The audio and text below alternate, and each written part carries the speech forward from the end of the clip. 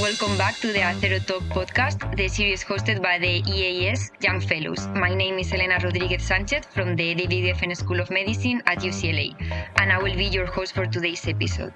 Today, we are thrilled to continue the series of interviews with Dr. Dale Abel at the ASBMD Dual Conference on Lipids in Long Beach, California. Dr. Dale Abel is the William S. Adams Distinguished Professor and Chair of the Department of Medicine at the David Geffen School of Medicine at UCLA, and he's also the Executive Medical Director of UCLA Health. His research focuses on the roles of mitochondrial autophagy in diabetes and its cardiovascular complications, as well as the development of metabolic-associated heart failure. So, hello, Dr. Dale Abel. It is a pleasure to have you here today to discuss your trajectory and your opinion on the future of atherosclerosis research. On behalf of the EAS Young Fellows, I would like to thank you for accepting our invitation. In this series of interviews, we want to give our listeners the chance to get to know more about you and your research. So first of all, could you please introduce yourself to our listeners? Sure. Thank you very much. It's a real honor and pleasure to be involved in this interview. And as you already heard, my name is Dale Abel. I'm a professor of medicine at UCLA. I also have an administrative job, which is I chair the largest department of medicine probably in the country. And we have almost 1,800 faculty in our department, about 900 trainees, and about 3,000 staff. So it's like a big corporation. But in addition to my administrative role, I also have a research laboratory that focuses broadly on metabolism as it relates to the interface of insulin resistance, obesity, diabetes, and their cardiovascular complications. That sounds like a very tight schedule. Could you please tell us how one normal day of your life looks like and how you balance all the administrative stuff with ruling a lab? Yeah, so it really depends on the day. But I would say in general, on the administrative side, my life is very heavily scheduled. So I have an assistant who essentially will get requests for people who either need to meet with me or meetings that I just have to go to, and those are kind of put on my calendar. One of the things I try to do is I actually have my lab meeting first thing on Monday morning. So this is, you might find this interesting, but we moved here from the University of Iowa, so they're actually still part of the lab that's there. So our weekly lab meeting is on Zoom. It starts at 6:30 in the morning Pacific, because that's 8:30 in the morning in the Midwest, and we even have a couple of lab members who are on the East Coast. So it's fine, and so that happens every week, and I think it sets the tone with the lab that we really want to have our meeting first thing in the week so that we can then plan the week moving forward.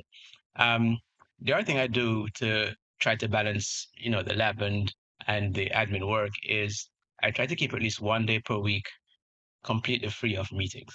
Because I think, as all of you listening to this podcast would agree with, is that there's a part of science that's doing experiments.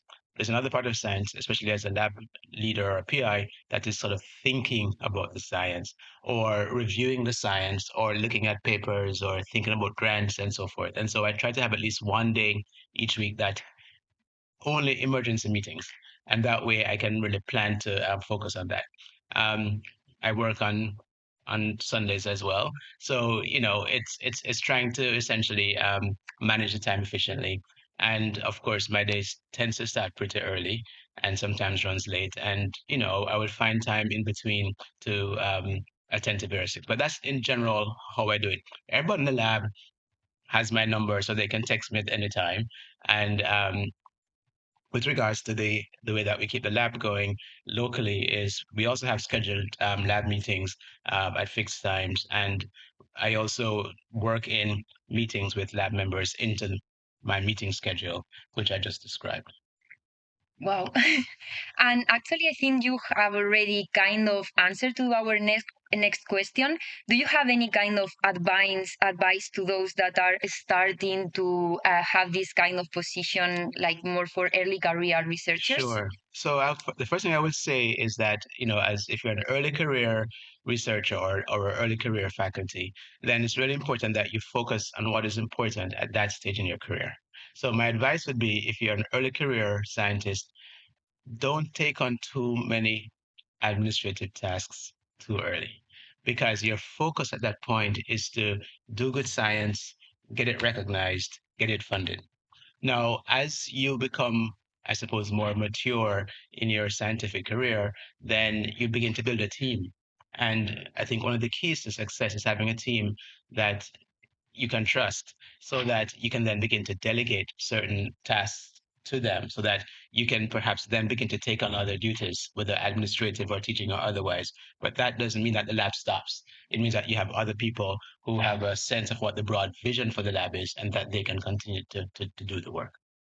Thank you. And now, moving forward, could you tell us more about your academic journey and what led you to focus on studying diabetes associated complications? Like, you have always been interested in this field, or is it something that developed with time? Sure. So it's a bit of both. So I was born in Jamaica, so it's a little island in the Caribbean, and growing up back in the last century, we used to be a British colony. We got independence, and so our parents said you have to get an education, and you can be a doctor, or a lawyer, or an engineer. Those are like what you kind of heard growing up. So I kind of figured, okay, well, I'm going to pick one of them. I'm going to be a doctor, and therefore that was kind of the initial trajectory. No, the medical school part was very clinical. But what was very clear was that I saw a lot of diabetes when I was a medical student. I even had diabetes in my family. Both my grandparents had diabetes. So I saw what was going on, and that there was a certain professor in our medical school who was an expert in diabetes, and he really seemed like he was really very smart at the time. Metabolism to me was just incredibly fascinating. So I already had an affinity towards that. And so when I finished medical school, I felt I was a good doctor. I could take care of patients, I could make diagnoses, but I was a little dissatisfied because I was really curious in terms of how did all of the knowledge get into the textbooks. And so I really felt I wanted to get additional training in research. And that was the reason why I actually did a PhD after I finished medical school and had the opportunity to go to Oxford to do that. No, I was not coming into this as a doctor, so I didn't have kind of lab and analytic skills. So it was quite a bit of a leap. But I was very fortunate to have a PhD supervisor who was also a physician. And at the time, this is again going way back, he said, well, my career, that's my supervisor's career, was on hypertension or high blood pressure. And at the time, there was this general concept that was emerging of what's called the metabolic syndrome, this clustering of insulin resistance, hypertension, obesity. And he said to me, okay, here's the project that you're going to work on. And back in those days, and in Oxford, you have 3 years to get your PhD and you're done. So you don't have like prelims and all that, right? It's like you go there, you do it, and you leave. And after 3 years, if you're not finished, it's like, goodbye. So he said, here is a project. Um, we believe that this is a real phenomenon, but we don't know how they're interconnected. So what I'd like you to work on is to do a study where we're going to take patients who have high blood pressure, just diagnosed. And then at the time, there were these tests that you could do to look at insulin sensitivity in the whole person. You kind of get them glucose, you get them insulin, and then you measured their response, and then you could do mathematical modeling to actually calculate their insulin sensitivity and their added cell function. And at the same time, we could look at markers in their white cells of sodium potassium transport and begin to correlate the two. So that was interesting, and I liked it because it was at that intersection of clinical work and research. So it was a nice transition for me. So that was really my first sort of real experience doing research. What's really interesting was that as a result of that, clearly I began to have an interest in metabolic research. And when it was time to, and the other thing I'll just say, just so that those listening will understand the context, I knew I was not going to stay in England beyond my PhD because my parents had emigrated from Jamaica to the US. I had a green card, so I could go back to the US, and so I figured I was going to do my additional clinical training in the US. So I knew that when I finished in Oxford, I was going to go to the US and become a medical specialist, and recognize that the link to what I did my research in and my ultimate specialty was endocrinology. So when I went back to the States to do my residency in Chicago and Northwestern, the chair of medicine there at the time had actually, funnily enough, offered me a postdoc when he knew what I was doing in Oxford. I said, I don't want a postdoc right now because I need to do residency. And he was actually at Harvard at the time before he went to Chicago. So actually met again. And he said, well, what do you want to do? I said, I want to do endocrinology. He says, okay, fine. You have to go to Harvard to do that when you finish your residency here in Chicago. And at the time, in metabolic research, this was again, people were cloning genes, people were beginning to do knockouts and make transgenic mice. Nowadays, for all you young people, if you want to make a mouse, you just like put it off the shelf and it's like made already, right? But back in the dark ages, we had to make these things from scratch, right? So the group in Boston were becoming really well known for doing genetic engineering of metabolic pathways in mice to then inform sort of, diabetes pathophysiology. And I thought that that was the next phase in my training because then I could really begin to get more into molecular mechanisms. So when I finished my residence in Chicago, I went to the Beth Israel in Boston. My mentor there was Barbara Khan, who is very famous for her work in glucose transport in adipose tissue. And again, I went there with, I had clinical research experience, but not a lot of bench research. This was again another leap in a sense. But that's where I really sealed my fate in terms of becoming. I'm going to call myself like a molecular physiologist, right? Where you study disease, but you also try to understand molecular pathways and you manipulate them in a way, particularly in most models, but not exclusively, to then get mechanistic insights. It looks like you keep learning more and more in every step. Yes. It's a continuous path of learning. But actually, you have also said that you made several international moves. Mhm. So, what are your thoughts in international mobility in academia? Do you think that it is something important for us as early career researchers, or is it something that it is not that much of a difference for someone else's career? Yeah, so it's again a very good question. So of course, things have changed in the sense that, I'm old enough to remember my first email. So that's how old I am. So now I have collaborations with people who I've never met. Or I've even published papers and then it's like I go to a meeting like, hi, you know, I really enjoyed working with you on this paper. And it's like nice to meet you, but everything was done, long distance. So I think there are a couple of elements to this. I think you want to get the best possible training. You don't necessarily, I mean, I think science has become more democratized. There's excellent labs all over the world. So you don't have to like travel to different countries to get the training that you want or that you need.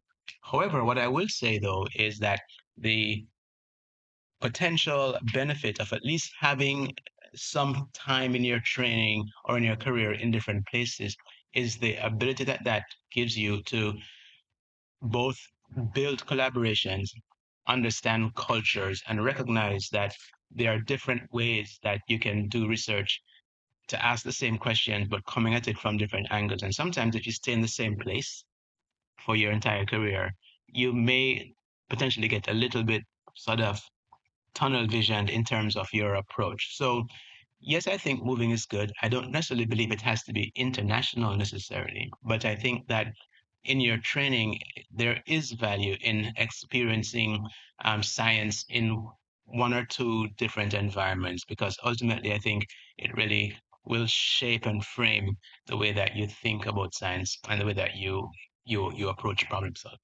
Yes, thank you. And indeed, it's not only seeing more points of view, but these kind of collaborations between different fields. I think it's really, really important. I'll just add one other thing too Yeah. is that there's this tremendous value in essentially building a network. I think if you look at people who are very successful in science, they didn't do it alone, right? That the best science is science that is truly collaborative, where you pull together people who are interested in this theme and work together to solve a problem.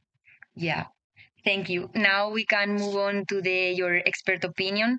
So yesterday you opened the meeting with a talk about lipotoxicity in cardiometabolic disease. So which do you consider to be the most critical mechanism contributing to lipotoxicity in the heart? Yeah, again, a very good question. So the heart is a very interesting organ in that it has to keep beating, because if it stops beating, then game over, right? And therefore, in order for it to keep beating, it has to generate a ton of ATP literally every day. The heart, for example, in the humans, generates multiple kilograms of ATP per day, many times its own weight. And so to do that, it really has to be pulling everything it can burn. And the most abundant substrate that the heart burns is fatty acids. And on the healthy heart will be generating anywhere from 60 to 80% of its ATP from the oxidation of fatty acids. Now, to keep this pace of metabolism going for, billions of heartbeats, then mitochondria really are adapted to do that. But it's almost as if they are, running almost at maximum all the time. So what then happens in sort of diabetes or the cardiometabolic syndrome is that essentially as the peripheral adipose tissue becomes more insulin resistant and becomes more lipolytic, and as the liver begins to make more lipid, it's actually just presenting this to the heart. And the heart says, great, more fat, right? I'm going to burn even more of it. But burning that comes with a cost. There are a couple of costs. One is it actually is less efficient than like glucose or ketones. And so you increase the amount of oxygen that you need to actually complete metabolism. And ultimately, there comes a time when there is an imbalance between the amount of lipid that's coming in and the ability of the mitochondria to oxidize that. And so you then get sort of expansion of, the lipid pool within the heart. And if you have lipid, even if it's inert lipids that are at least inert and inverted commas lipids kind of accumulating in triglyceride droplets, there's still metabolism happening, and these lipids will find other metabolic pathways.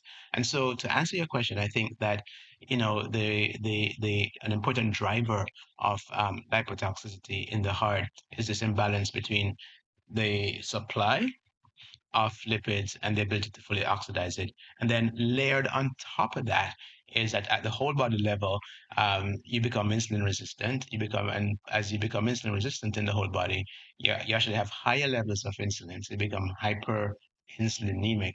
And it turns out again that in the liver, hyperinsulinemia synthesis that then is excreted or secreted into the circulation. And in the heart, hyperinsulinemia also drives the cell surface location of CD36, which actually also increases the amount of lipid that is coming to the heart. Then you get this vicious cycle, right? That essentially is kind of packing more fat in the heart. I'll give you one of the interesting little twist on this as well, which is the connection with glucose. And usually, as more fat comes in, the heart tends to use less glucose, but that's not always completely the case, because in diabetes, there is just more glucose in the circulation. And we did an experiment once where we engineered mice just to use more glucose by pushing GLUT4 to the plasma membrane. And it turns out that in those animals, when we looked at gene expression patterns, the genes that were turning up were genes that would promote lipotoxicity.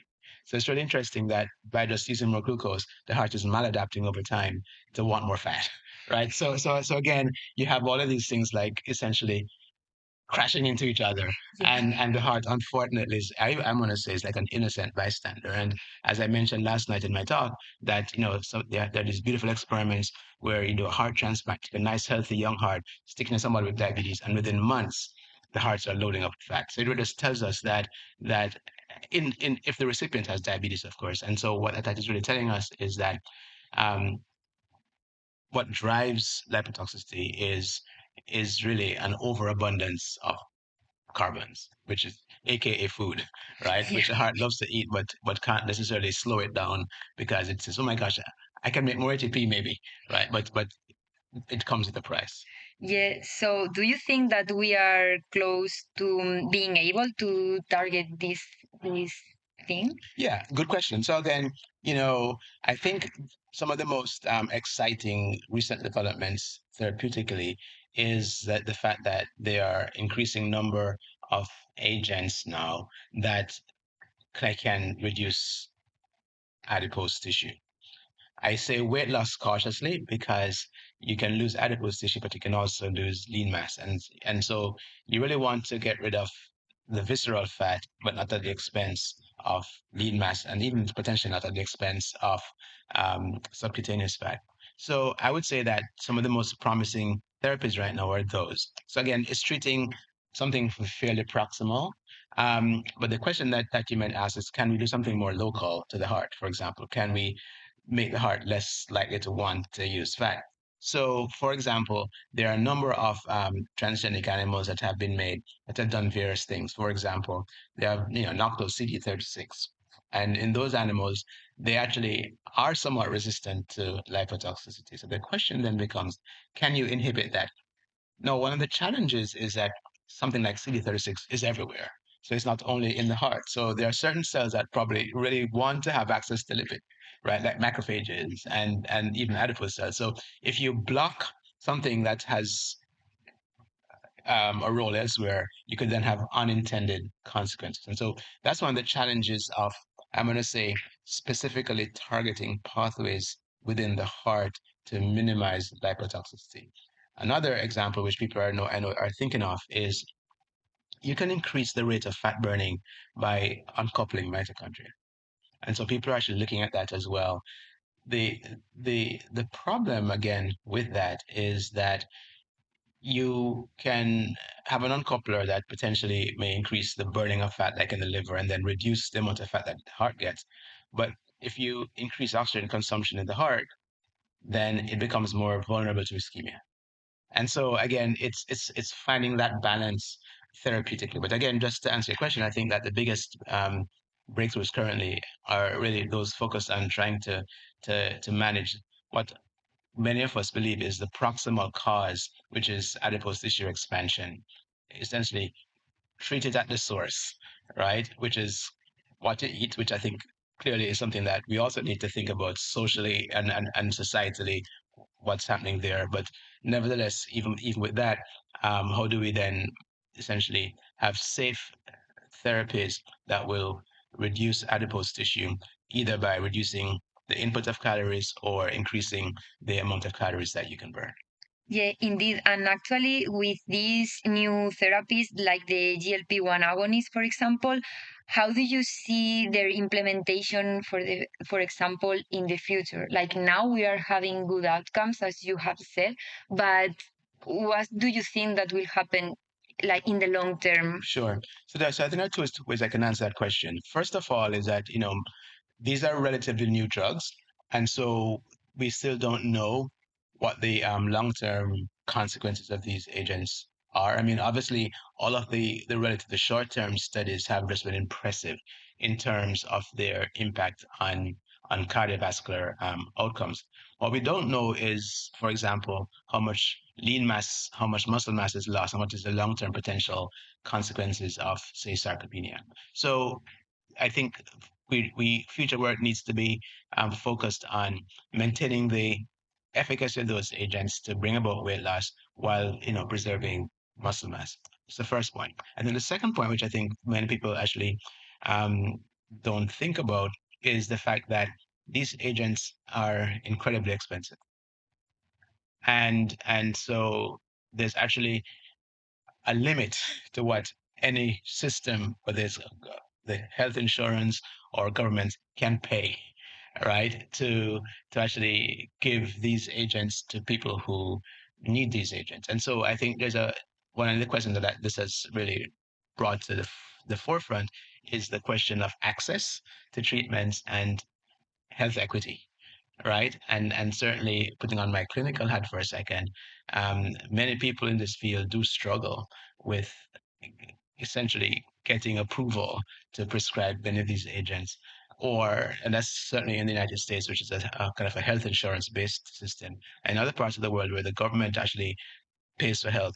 There's only so much money you can use to treat the health of a nation, right? And so it means that there are, limitations and restrictions that are placed on the availability of these agents.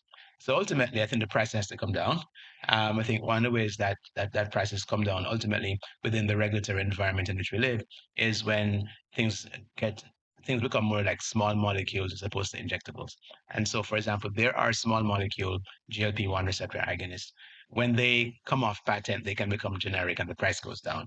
So I would say over time, these agents are going to become much more widely available. By the time they do, we will have had decades, at least a decade or more, of clinical experience to actually know and identify those individuals who might best benefit from them versus potentially other modalities. And also following up with the therapies, we would like to know what are your thoughts about personalized medicine, what you were talking about, and yeah, also if you think that maybe artificial intelligence or precision medicine can have an impact of the care of patients. Sure. And so again, the answer is that when you design clinical trials, you start off with a syndrome like obesity or diabetes based on fairly distinct and narrow diagnostic criteria. So, for example, diabetes, you'd be diagnosed by what the circulating level of glucose is or the hemoglobin A1C is. But there are probably 10 different ways to get to that number. And so one size doesn't fit all. I'll give you an example. There are individuals who are lean who have type 2 diabetes because they have primarily a beta cell defect. There are individuals who are obese and have type 2 diabetes, and really it's largely driven by insulin resistance and the inflammation that comes from increased adiposity. I would argue that the way to treat those patients has to be fundamentally different because, on the one hand, you really want to apply therapies that will actually boost or rescue dying beta cells. Whereas on the other hand, you want to have therapies that will actually reduce adipose tissue. And so there is, in fact, a lot of thought now going into how can we more precisely subphenotype various categories of individuals. And you can start with different things like, clinical variables that you can measure, which has some limitation. There are groups now that are doing sort of multi-omics, which i.e. they are doing either measuring serum proteomes, for example, to actually look in large epidemiological cohorts to say, okay, if you just do proteomics without any a priori hypothesis and ask, are there clusters of patterns of metabolites that segregate with certain clinical traits? Can we use those diagnostically? And that's potentially where AI comes in, because if you're a clinician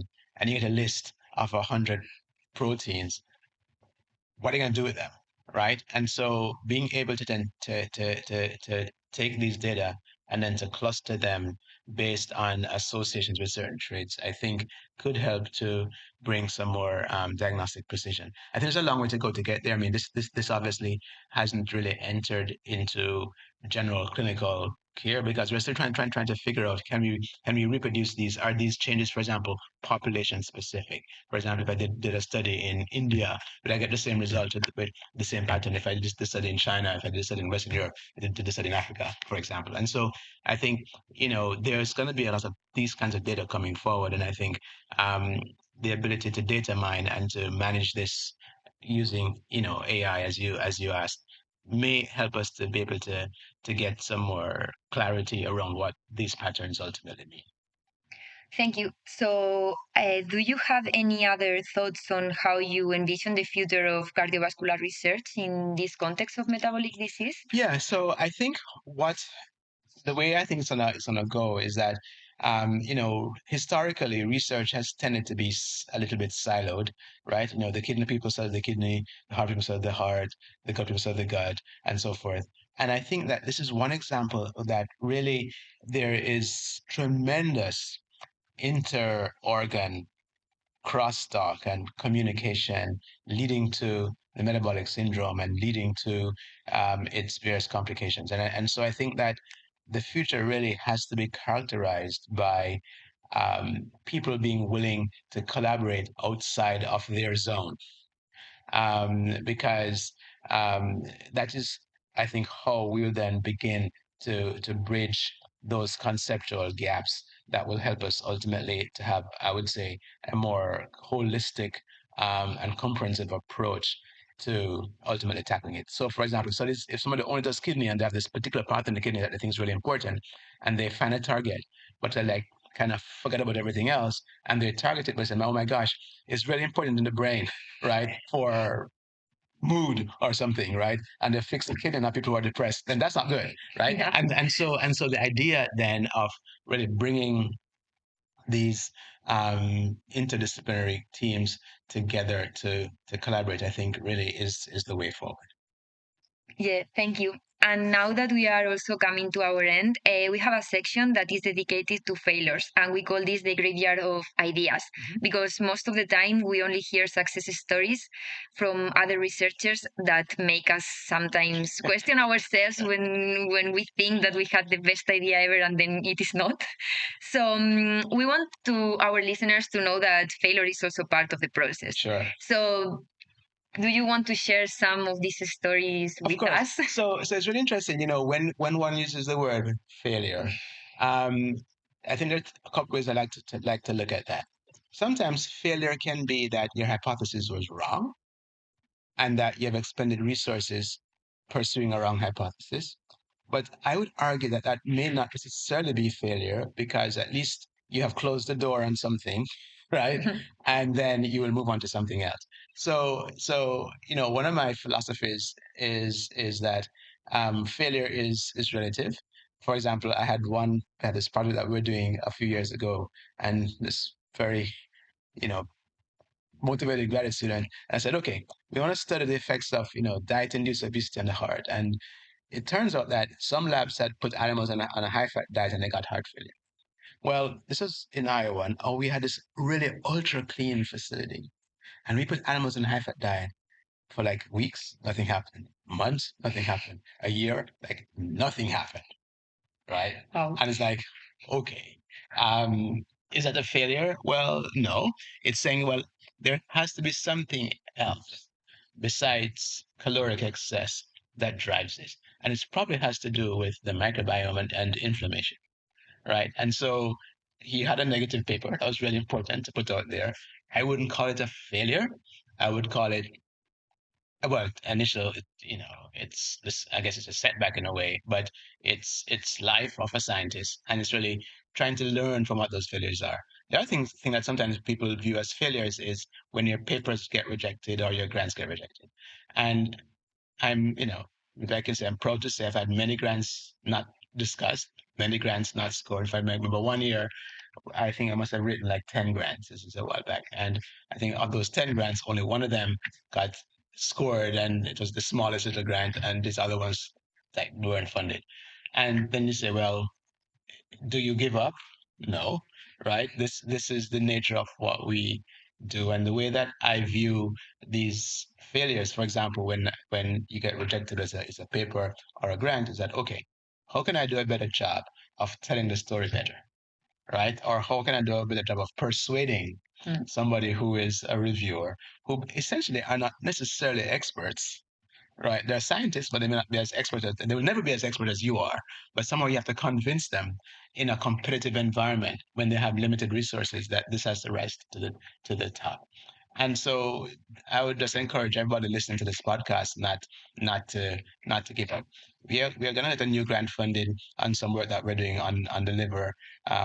We think because we had a good score, but it was the third time, right, that the thing went through to finally get to that point. So I think the message I want to convey to those listening to this is that view failures as opportunities to learn about what perhaps was a hypothesis that needed to be reframed, or a methodology that needed to be improved upon, or an opportunity to make your ideas either better or more compelling to those who are going to make a judgment on them. Thank you so much for your contribution. In the end, we always keep learning things Sure, and exactly. learning how to rephrase everything that we do. So this was an incredible interview. Thank you so much for sharing your time and insights with us. And also big thank you to all our listeners. So this podcast is for you and we need your feedback to tailor it to your interests. So please don't forget to leave us your impressions or suggest any topics that may be of your interest. And of course, stay tuned for the next episode next week. And also, thank you so much, Dr. Abel. Sure. Thank you. Thank you very much. This was a lot of fun.